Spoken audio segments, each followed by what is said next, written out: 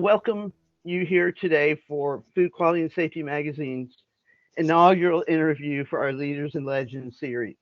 This is a series that we are promoting in the year 2023 as it's our 30th year in the industry serving the folks in food safety and food production. With me today joining us for this premiere edition is Mr. Frank Yiannas, former Deputy Commissioner Policy and Outbreak Response. I think I had most of it, Yeah, but that's pretty close. we'll certainly make Frank's bio available in case there's anybody who doesn't know who Frank is. Frank spent a couple of decades down here in the state of Florida, near me at Disney, and he left there to join Walmart. When, as I'm spanning several decades here, but I don't want to give Frank's age away either, or mine. Before joining FDA in the most recent post. I know, Frank, you once said you went from working at the happiest place on earth to the busiest place on earth, and then wrapped up that career with a bow with a stint at FDA.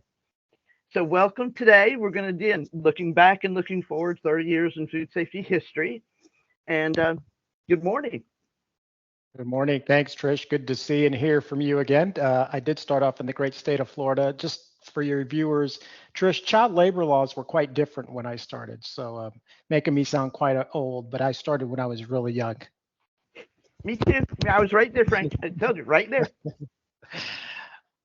Well, we want to look back. We've talked you and I over a couple of topics about what would interest the readers, what is industry most concerned about, where we are and where we go from here. Coming out of a pandemic, coming out of a couple of years where focus was not necessarily on SOPs and regular production, but likely more involved in as essential staff, a lot more complicated work procedures. But as we start, just in general for the project, was there something, pick one or two even, Frank, given what you've been through and participated in, that stands out, some highlight moments for you? Before we go into some specific things, like we'll talk about maybe FSMA and some things like that, there are obvious changes that have come during your tenure.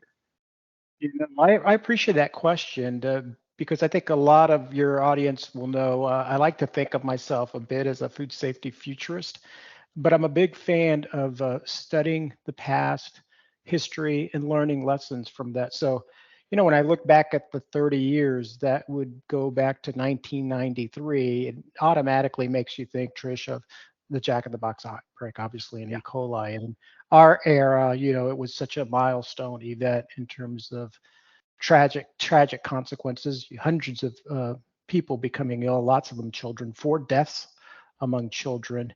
And just a real reminder that it's not about these statistics, they're real faces to foodborne disease.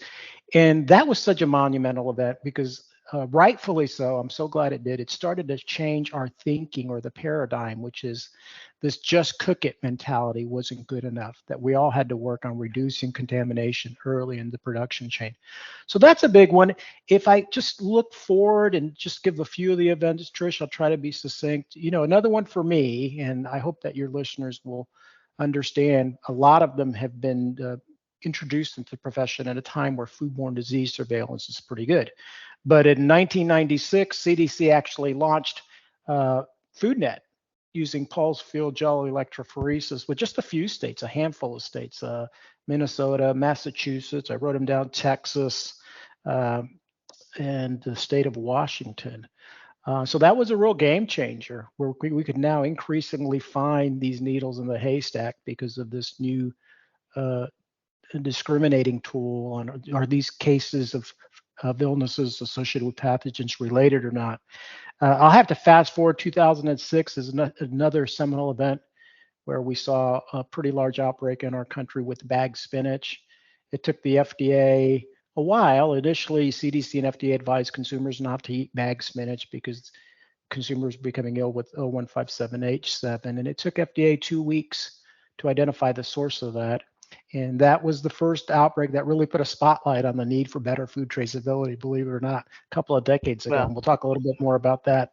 And then obviously PCA in 2009 Food Safety Modernization Act in 2011, and more recent times, things that stand out to me is the pandemic and how the food and ag industry, I'm so grateful, responded through that event. Although the virus was not transmitted by food, it wreaked habits on food supply chain. And I'm very honored to have worked with the men and women at FDA to launch the new era of smarter food safety, saying that modernization isn't something we can only do once a decade. And then we launched the new era of smarter food safety, as you know, at the beginning of this decade. And so there's some great work happening right now with the final food traceability rule, work FDA is doing on machine learning to detect violative seafood shipments. And so it's a long, rich history. I would just encourage your listeners to go back and understand and study some of these monumental milestones, because I think they are really important in illuminating and informing the future. It's if you look back at the time frame we had, not only when you said 1996, a light went off in my head because at the time we still had to implement HACCP in meat and poultry. Yeah, How's that that's for correct. like a flashback to the past? We hadn't even gotten Yeah, there yet. yeah. Do you think we've gotten any better at learning from the past? From USDA and the Unfortunately, meat industry understanding it to bags finishing them going, uh-oh, now it's not just me. no. Well, if you think about, so the answer is no.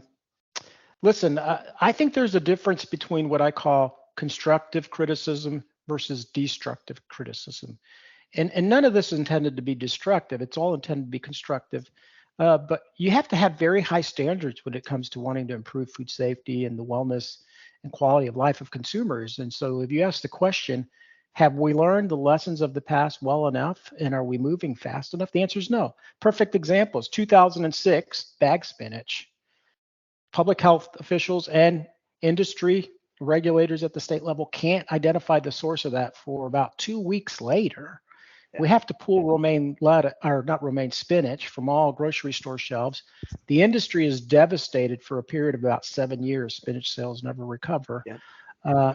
And we can't actually trace it to the source for about 2 weeks. And when we do, it's 1 day's production, one lot number, an entire industry devastated. No.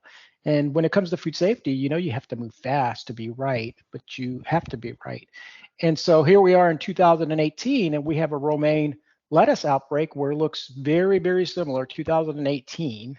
Mm-hmm. It looks like it's all happening all over again. So what were the lessons learned? And so that's why some of us, which one of the reasons I left the private sector to go to the public sector, to say, hey, listen, we have to make progress. And one of the first things I worked on when I entered FDA was, let's finalize this food traceability rule, because we're getting really good at finding what I call these needles in the haystack, but we can't find the haystacks, the foods that cause the illnesses. That's unacceptable. So no, I think, again, just to encourage listeners, become a student of history in general, but if this is your profession, become a student of food safety history, because there's a lot of lessons learned.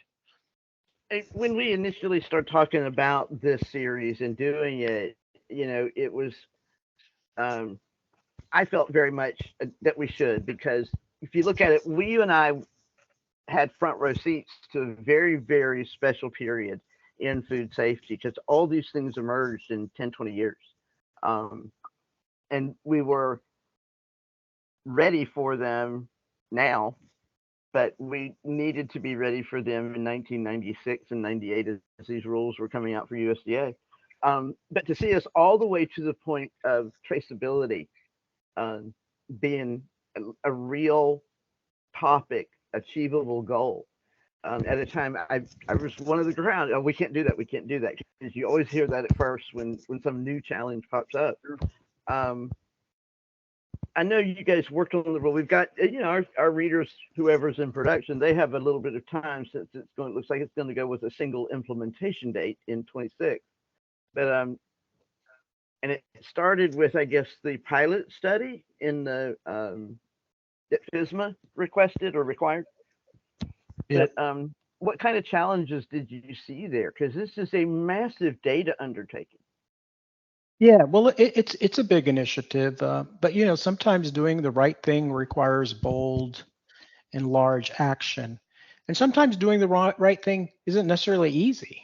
Sometimes you have to do the difficult things that are Yeah. currently defined as difficult. Um, It did start with, FSMA, obviously. Your readers and viewers will know now that when FSMA was passed, there was always a provision in FSMA called Section 204 that Congress told the FDA we should create additional record keeping for traceability purposes for certain foods. Congress never called them high risk foods. And in fact, in the final rule, FDA doesn't call them high risk foods. People just started referring to them. But there were criteria around which foods should require the additional record keeping. And they were foods that were often involved in foodborne outbreaks. The FDA initially did do some pilots, and those pilots were still very informative to the final rule, because in those pilots, if there's listeners that are students of this, the pilots identified these two concepts that are there in the final rule: key data elements and critical tracking events. That really, to do better traceability today, we can't do things the way we always did, the way some of those rules left me so unfulfilled, like the Bioterrorism Preparedness Act that says one step up, one step back traceability. What does that mean? Everybody can do it their own different way. What are the data attributes? And so the final rule that we proposed, I've said the team at FDA did a wonderful job in making sure they wore 21st century lenses. The 21st century is the digital age. And it really is about data. To be able to track and trace an asset like food, it really is about what are the data attributes that you have to track so that you can do it consistently and quickly, and data standards, if you will. And so we did a proposed rule. We received comments. We had public meetings, and then we issued a final rule last year, which your audience should be aware of. But I think in terms of implementation now, because the compliance date will go into effect in January 2026, which, by the way, for your listeners, is right around the corner. I would encourage you to become very familiar with the food traceability list. Number one, find out if you're producing one of the foods that is on the food traceability list, or if you have a food that has an ingredient that's on the food traceability list. Number two, read the rule in its entirety and understand what are these concepts of key data elements and critical tracking events in the traceability law code. I like to say you need to understand the language that's evolving, because it's a universal language to allow food traceability to happen at scale. And then number three, start benchmarking and talking to others, because people are going to figure out how to do this more effectively and efficiently than others. So do that. But what I'm hearing, Trish, in terms of challenges, because I'm talking to a lot of food producers around the world, there's challenges, obviously. The first one is people want to comply in a way that doesn't require them to change what they're doing too significantly, right? It's difficult to change business processes. It's difficult to adopt new technology, though the rule doesn't require technology. Many companies want to use technology to comply. So figure out how can you comply with the rule without causing massive disruption to your operations. And I like to say it might be easier for some than they think it will be. If they're already complying with consensus standards like PTI or if they're leveraging some of the GS1 offerings, that they're probably well on their way to compliance and they don't require a lot of changes. So another challenge that I'm hearing is the rule, rightfully so, requires traceability through point of service. And one of the things we have found in outbreaks, and I've seen this up close and personal, having led the outbreak response team at FDA, there's always a lot of finger pointing when it comes to food traceability. You know, people like to say it's the farmers. Throughout history. It's the farmers. If the farmers could just get it right, and then the farmers will tell me if those darn retailers can just get it right. Let me tell you, a major Achilles heel has been not having good traceability records through point of sale.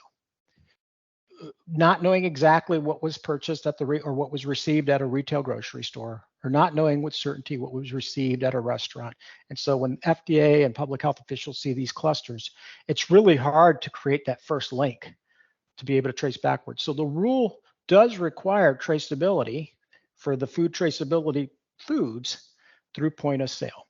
And I'm hearing, from retailers and restaurant chains that this is problematic because, we don't scan cases at the back door in grocery stores, in a food service. Now, I'm an optimist. I think there's solutions that are going to emerge that are going to allow people to capture this information, whether they capture it with specificity at the DC level, knowing which stores are going to receive this product, or they capture it at the store or at the C But a unified low labor form of data capture is going to evolve. And that's why I encourage people to benchmark. Um, and then I think the third challenge, and I'll wrap it up here, is people are saying, well, there's confusions about what foods are on the list. And if the food then ends up being an ingredient, does it require traceability? I think when people just settle down and not be so nervous about it, I don't think that'll be that complicated. So I think we'll figure out what foods are going to require it. If it's food that ends up an ingredient that doesn't get a thermal process, that new food will still require traceability. But I don't think that'll be that complicated. But that's some of the early buzz that I'm hearing. But I think the labor challenges at retail and food service are the biggest ones, and that can be solved with innovation. No, I agree with you there, but and you summarized a very decades long issue in the food industry. Is like once the primary packing case is broken, you lose all, you've commingled everything, but you also just clearly digested it down into a very user friendly approach to how these folks deal with it. I remember similar examples, which might trigger some memories for you, but um, when the intentional adulteration rule or the regs around that, and it was like, oh no, it was very similar. It's more work, more data. You got to look. How am I going to find all these hazards? Oh, it's only for those foods that have a food safety hazard. Um, so what I found is FDA has been very thorough and very cognitive of trimming, you know, the lens that they need to see the data through down to this is all we need. You don't have to run around and trying to create a how to counterfeit food for the crooks. If it's been in the market, if it's been done before, you know, if it's one of these foods, it sounds like traceability is going to follow a lot along those lines. I agree.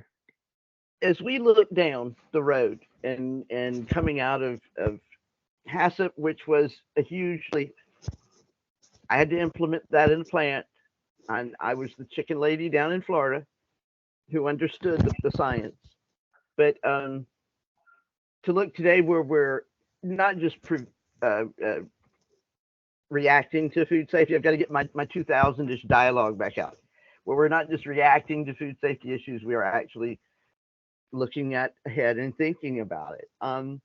That was something you did during the intermediate years at Walmart because you launched it again. You never wanted to tackle small issues. You tackled supply chain totally. Yeah.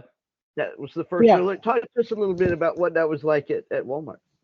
Yeah, so working at the world's largest company was such a wonderful opportunity. I was fortunate and blessed and so grateful for Walmart to give me opportunity. I learned a lot from them. But it was the world's largest retailer, tens of thousands of suppliers. Many of you have heard me say, your typical grocery store can have anywhere from 50,000 to 70,000 different food items. With e-commerce, we're going to the world of the endless shelf. And so how do you reduce food safety risk early in the supply chain? That was the first of 5 strategic initiatives that we had at Walmart. And when I joined Walmart in 2008, FSMA wasn't around. And so we had to look around and say, how do we do that? And that day, companies that were responsible, the larger organizations, whether they were retailers or food service organizations or even manufacturers, would audit their supply chain. And sometimes they'd have staff that will go out and do audits, and sometimes they hired third parties to go out and do their audits. But Trish, I can remember early in my tenure meeting with the private brand supplier for Walmart and asking them, how many third-party audits do you have a year? And this one supplier, not an ounce of exaggeration here, I can remember this conversation as though it was happening today, told me, we have 32 different audits a year. I literally have a person on staff that is almost like a tour guide for all the audits that happen every year. Now you think about that, what kind of confusion that causes for that supplier, because everybody had their own version of their standards and their own audits. What was okay for one was not okay for the other. Tremendous inefficiencies, obviously, when you think 32 different companies paying or sending auditors to that. And so we started to look around to say, well, what are kind of the gold standard, if you will, of third-party audits? And we came across something that The Europeans were already utilizing, but the Mhm. Americans weren't utilizing that much. And it was these benchmark global food safety initiative standards, or at that time we called them schemes, although that word doesn't resonate real Great well. word choice. With me. Great word choice. Let's call a food safety thing a scheme. Yeah. Um, and basically, some European retailers came together and said, hey, we think this is the gold standard. We don't see many that are much better than this. And if you are a supplier to any one of us, if you get certified by one of these, you're going to be recognized by all of us.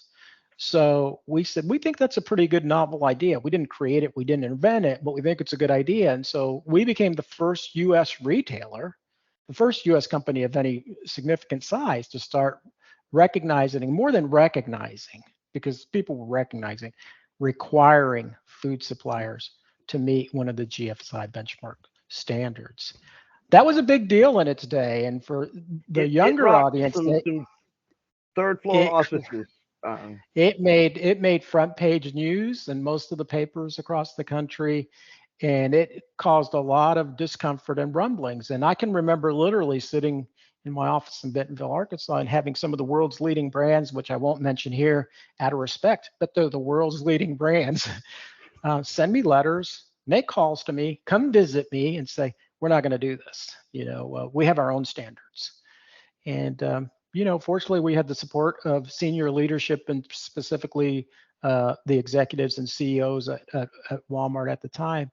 And we said, no, we are serious. We want you to do this. And little by little, we gave people compliance dates ranging from a year to 2 years out, depending on what types of products they produced. And little by little, hundreds, if not thousands, of suppliers had to make changes to meet these new standards and complied with the Walmart GFSI requirement. Eventually, some of the brands that I'm talking about that were negative and critical, they ended up being on the GFSI board, became raving fans, which is wonderful. No criticism there. They came around and saw the light of, creating one best way.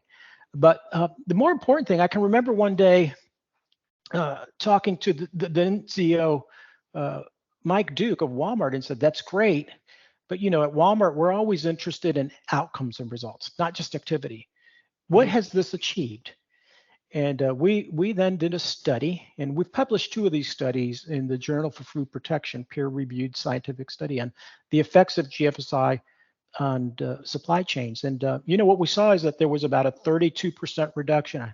It was a 32 or 34% reduction in recalls pre and post GFSI implementation at plant levels that were tracked and studied very diligently.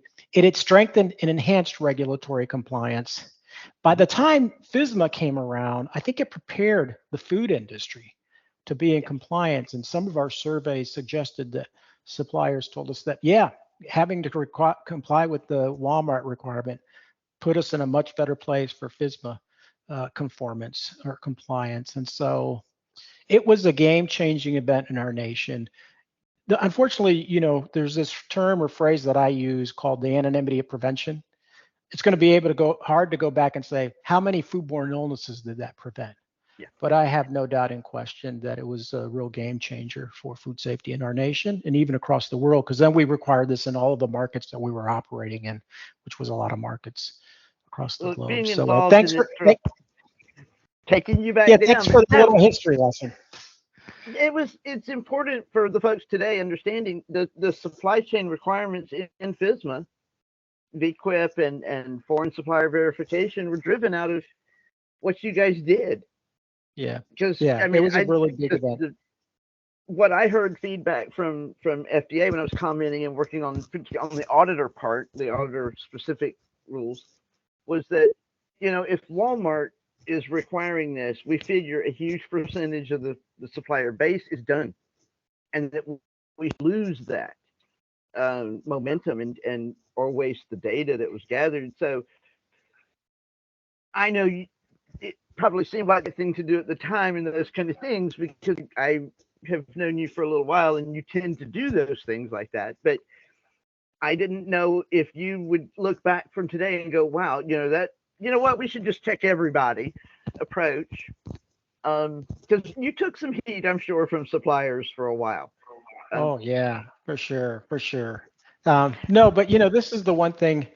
Trish, I appreciate you saying that because the folks that are tuning in today are wanting to know a little bit about history. Sometimes doing the right thing requires pushing against the social norm, pushing against what people are doing today. And on every major initiative that I've been privileged to be a part of, I can tell you the teams that I've worked with had to use Sam Walton's words, swim upstream. Yeah. We had to push against the flow. GFSI wasn't popular. Food safety culture initially wasn't popular. Food traceability wasn't popular, but they're all the right things to do. And so, if you're going to be in this profession and you want to lead change, you're going to have a little courage. Well said. Well said. That's a profound point. Given again, swimming upstream would be the understatement of the year in getting some of these folks to change over. I remember, eyes bulging, podium pounding folks in DC when it was, they get one of those lovely gatherings of consumers and auditing and retailers and put us all in the room and see who comes out, at the end of a couple of hours. But it did lead to something. You mentioned something I do want to give you a chance. Is food safety culture has been around now for a while, and even though, like anything that we implement in this industry, it takes a while to get going and it takes a while to filter out and get results. We're talking about 2008 right now, as like it was yesterday. But how has industry done, Frank, embracing that approach? What do you think we should do better? Yeah, and thanks, Trish. I'm really enjoying this discussion because it is a trip down memory lane. Trish, I can remember being at some conferences talking about this concept of food safety culture in the early days, even before 2008. And again, it was one of those things that wasn't well received. Um, I tell a story that's worth repeating here. I can remember being at a major event, what I consider the world's best food safety conference. Hint, hint, I was a past uh, president of this association. Reciprocation. And I was talking about IAS food safety. something. I IFP. I mean, these are, hard scientists. You really go in there and deliberate and talk about the science. But I can remember the room that I was in, the podium I was presenting in, and I gave a discussion on food, the importance of food safety culture, which was this idea that it wasn't just a tagline or a slogan, but that we had to leverage insights into behavioral science principles, concepts about human behavior and organizational culture. Because, at that time, I was working for a large organization. I didn't realize that I would go on to work so much larger organizations, but that organization, when I was working at Disney, had about 200,000 cast members. That's what we called ourselves around the world. And I realized early in my career that, I'm going to get people to do food safety the right way. I'm not going to do it just through HACCP plans. They're really important, but I need to learn a little bit more about human behavior and organizational culture. And primarily that happened to me, Trish, because at one point in my career, Disney asked me to start leading occupational safety and health and guest safety and a bunch of safety disciplines. And they were already on this journey. It just what happened to be the food safety community was not. So at this conference afterwards, somebody that I respected and still remains to me like one of these figures of being a food safety leader came up to me afterwards, and it was real humbling for me. He said, Frank, why are you talking about food safety culture here at this conference? He says, this is a conference about the hard sciences and hard stuff. He said, and you're talking about culture, that soft stuff. Uh, and I was intimidated a little. I was early in my career, and I can remember, I think by divine providence, words came into my mouth, and I said, it's because I think this soft stuff is the hard stuff. And I've learned that all too well over my career. So I was fortunate enough to publish a book in 2009. It was the first book on food safety culture. And since then, to answer your question, I think we've come a long way. I have I have kind of mixed views on where we've come. I'm grateful to see that now people don't react negatively when you're talking about food safety culture. In fact, every food safety conference, every type of discussion on this, people are focused on food safety culture as being a prerequisite to effective food safety management. So, I mean, we're there. Everybody knows it. Um, so that's good. But in some respects, I feel like it took us a long time to get here, to be candid, as you ask, and that we're still at the point where people don't really understand it well enough. It's getting better, but people still think of food safety culture as a tagline or a slogan, this vague and abstract concept, because we're food scientists, right? Um, but they don't realize that just like we have our food science as a kind of our guiding principles on how we make decisions, the behavioral sciences have really taken off and evolved over the past 100 years. And there are a lot of behavioral science principles that are reproducible in studies. And so we have to then start really distilling food safety cultures, a blending of food science and behavioral science principles and organizational culture. Uh, and advanced food safety culture as a subset of our profession and as a legitimate subset of our discipline in science. So mixed bag. On the one hand, people understand, they're behind it, they go for it, they know it's important. On the other hand, I think they still need to do a little bit of deeper dive on behavioral science principles and organizational cultures. I Now, think some are doing a good job. Some are yeah, doing a good job. but it still remains within under the individual roof, which is where it should. The requirement to do more, do better within a company is driven to top. If you as an employee, keep pointing out issues and nobody does anything, you get the idea real quick that they're not really worried about it. They want to put that face on it, but they're not really concerned about getting it taken care of. I've seen a big jump. That's why I wanted to ask you if you thought you'd seen it, because I've been in some pretty wild places coming out of the meat side, and I know that it was so the most common line I got then was, my inspector doesn't make me do that. Yeah. Because they had on-site inspection. Well, And Trish, they you're saying hid something behind that. that's so powerful, and your audience, I think, knows this, which is, you can write the best policies and procedures, you can talk the best game. Your CEO needs to talk about it, but listen, the thing that matters most is what your fellow employees are seeing other employees do on the plant floor. And you can talk hand washing till you're blue in the face. If when they walk into their establishment, whether it's a manufacturing facility or food service or retail establishments, if they don't see other people washing their hand, they'll say it's not part of the culture here. So ultimately, I've written a second book and I titled it "Food Safety Equals Behavior." Really, at the end of the day, it's what people do, not what they say. Yeah. Well, I mean, it's not like you're done in food safety. I mean, I know you published your retirement from FDA a couple of months ago, but and we've got new era of food safety, and it's not like you to leave something completely unfinished. So, I'd like to hear what you have to say about where that goes. Where does Frank go?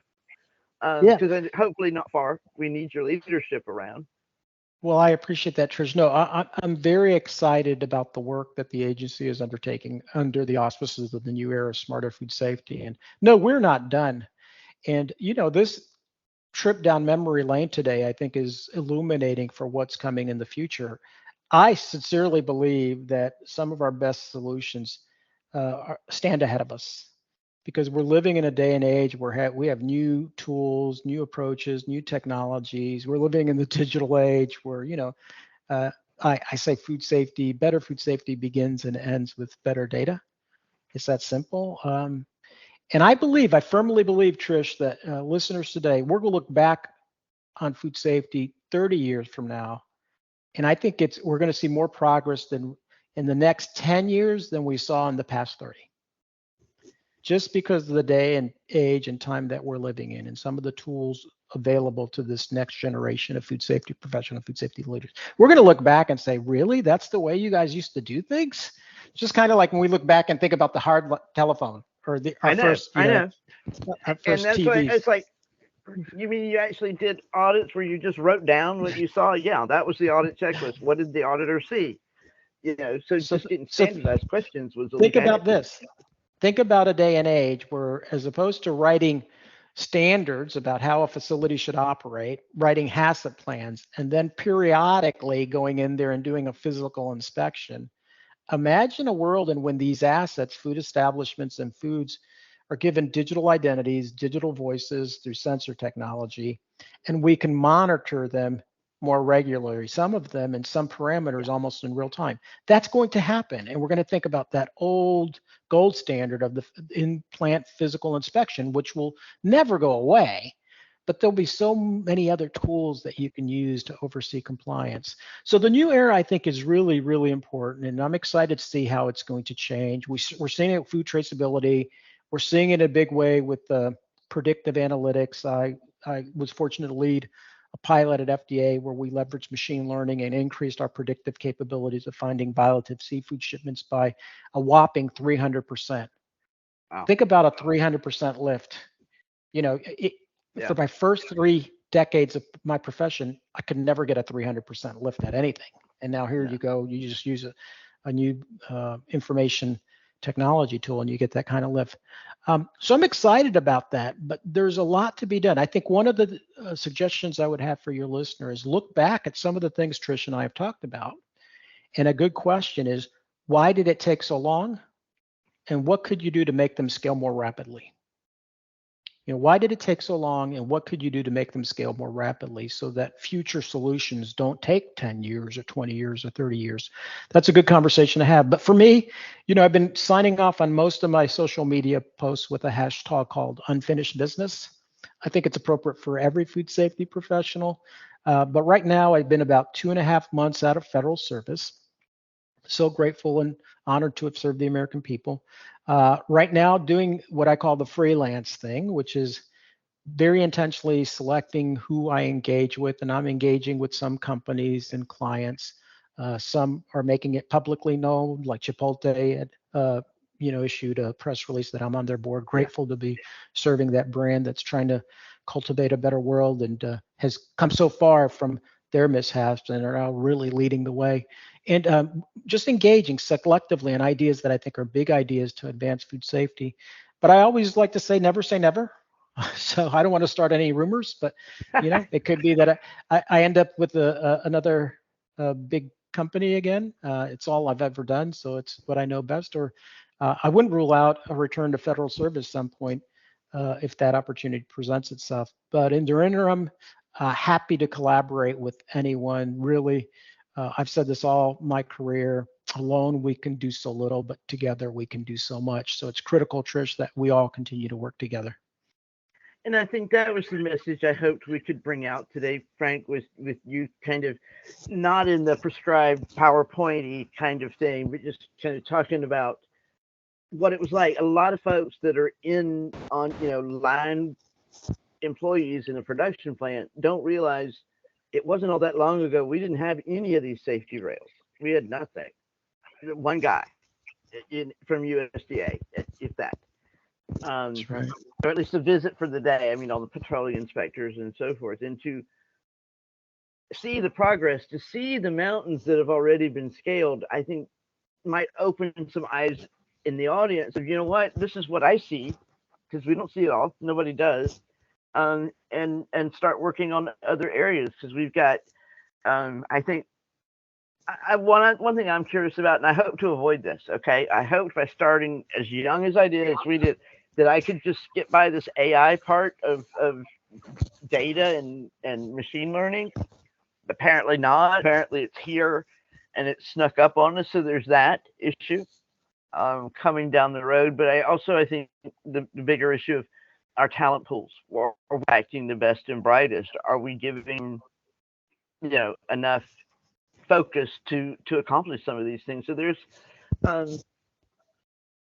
I might invite you back a year from now. We keep leaders and legends going. We'll come back in a year and see, what we've done, where we're going.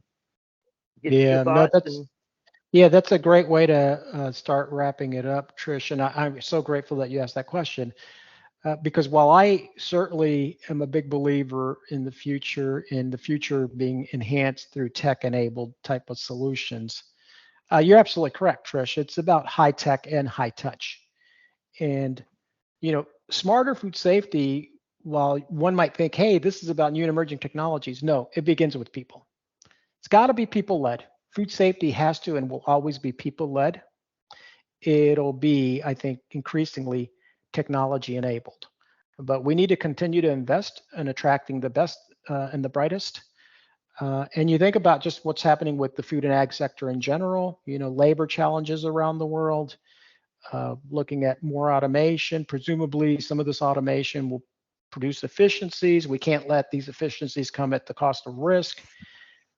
Profession, there's a large section of food safety professionals that are part of the baby boomer generation, and they'll be retiring. And so we need to continue to attract the best to the future food safety professionals. So it's a wonderful way to end, which is at the end of the day, we have to continue to invest in and develop people. And so for those of us that are thinking of being in the fourth quarter or maybe, the 2-minute warning, I would just say continue to do what others have done. I think for many of us in my career, people have invested in me. Some of the greatest leaders and mentors I've ever worked with, just took a personal interest in developing Frank Yiannas, and I hope that I can do the same and that the other food safety professional listeners can do it. But I'm encouraged about the future primarily because of the younger generation that I talk to. When I go around and I still get on college campuses, I will tell you, Trish, the future of food safety and food and ag in general is very bright because of these next generation leaders that are coming up. But on behalf of all of us out here, Frank, thank you so much for joining us here at Food Quality in Situ Magazine. Thank you for your time and efforts over the years. I'll be a little bold and say, on behalf of industry, thank you, Frank. But